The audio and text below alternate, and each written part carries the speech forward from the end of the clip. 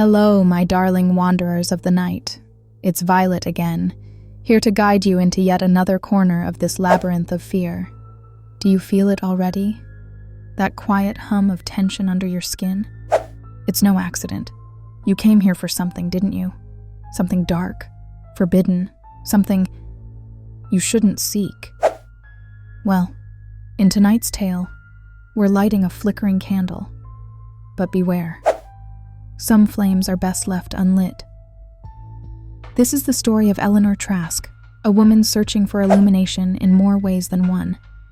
Eleanor had a gift, or perhaps a curse. She could sense the unseen world. Ghostly murmurs brushed her ears as she tried to sleep. Shadows danced in the corners of her vision when no one else was there to see them.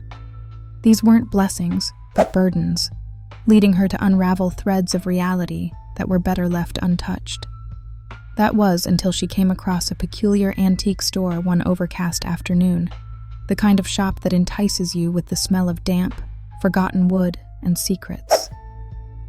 You know, the kind of shop you'd never want to step into after dark.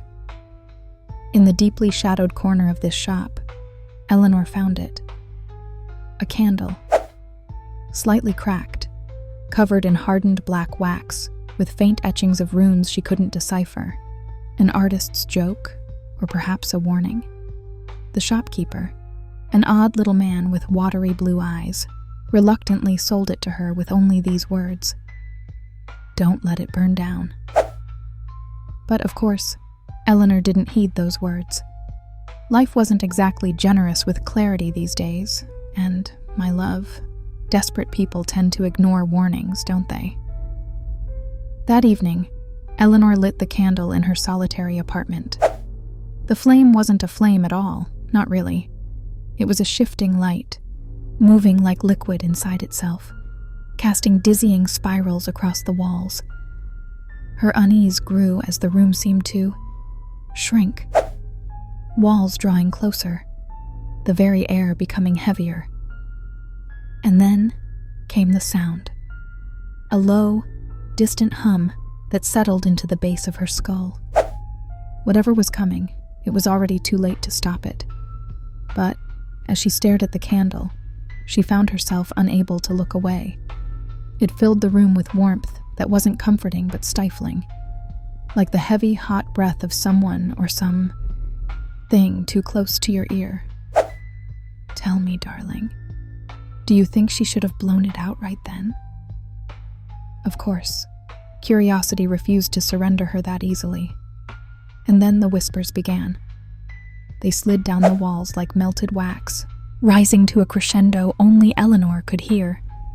At first, her name, over and over again, insistent, curious.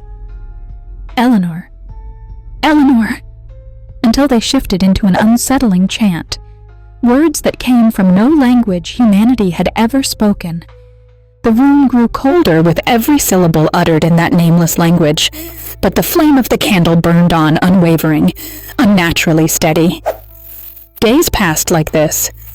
Each night she'd light the candle, and each night the whispers grew bolder, taking on tones of mockery and disdain. They spoke of memories Eleanor barely remembered, or had tried desperately to forget. The time she lied, the betrayal, the selfish decisions she thought only she knew of. Does the flame see me? She wondered. Or worse, does the flame judge? The world outside her apartment blurred as she became obsessed with the candle, its unsettling flame reflecting in her hollowed eyes. One night, she thought she saw something. No, someone sitting in the corner of the room, just barely a shadow against the dark.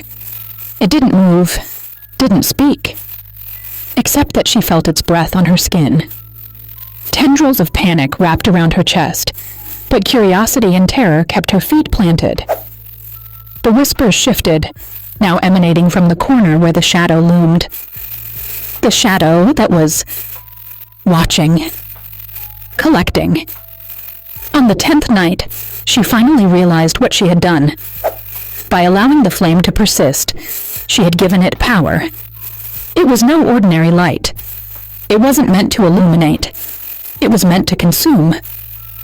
The final crack of her sanity splintered as she noticed how much the candle had melted down. The shopkeeper's words rang painfully clear. "Don't let it burn down." But Eleanor had no time left. The shadow in the corner began to morph, emerging, no, uncurling, from its unnatural position. It stretched toward her, and as she screamed, the flame finally flickered out, plunging the room into total darkness.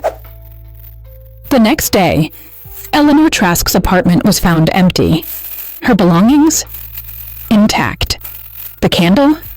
Gone. But the walls were covered with words, scratched deeply into the paint. Words from a language no one could translate. Or so they claim. Would you care to try, my dear listener? And so, my darling, the question remains. Was Eleanor's hunger for illumination worth the price she paid? Or perhaps the fate she met was the fate she always deserved? You see, sometimes, when you seek the truth, the only thing you uncover is your own worst self. Sweet dreams, my loves, until we meet again in the dark, where even the smallest flame might not be your friend at all.